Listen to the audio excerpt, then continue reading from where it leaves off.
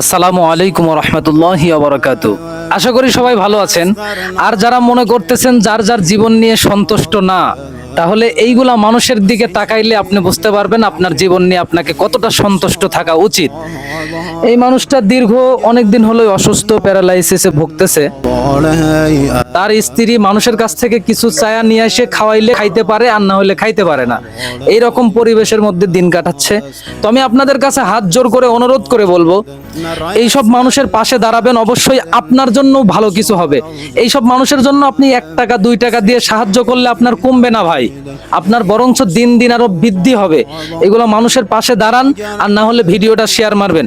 আপনি হয়তো বা কিছু করতে পারবেন না, কিন্তু আপনার আরেক ভাই এই মানুষটার জন্য হয়তো বা 10 টাকা দিয়ে সাহায্য করলে এই মানুষটা ভালো থাকবে। আমার কাছে নিজের কাছেও মনে হবে যে না, আমি সার্থক, আমি এই মানুষটার জন্য কিছু করতে পারছি। আপনার কি এই মুহূর্তে কোনো কিছু খেতে মন চায়? হ্যাঁ, মাছ, মাংস, মিষ্টি জাতীয় কি খেতে মন চায় আপনি বলেন? মাছ ভাত। কি মাছ আপনার খেতে ভালো লাগে? লওলা, মিরকে এই জাতীয়। আচ্ছা, ধরেন আমরা তো আসছিলাম মিজান ভাইয়ের সাথে একটা কাজ করার জন্য। এই আঙ্কেলের আগে 200 টাকাও থাকে। আমি এখন যে জায়গাতে পারি মিজান ভাইয়ের সাথে করে নিয়ে যাই, ওনাকে মাছ কিনে দিয়ে যাবে, আমি কথা দিয়ে গেলাম।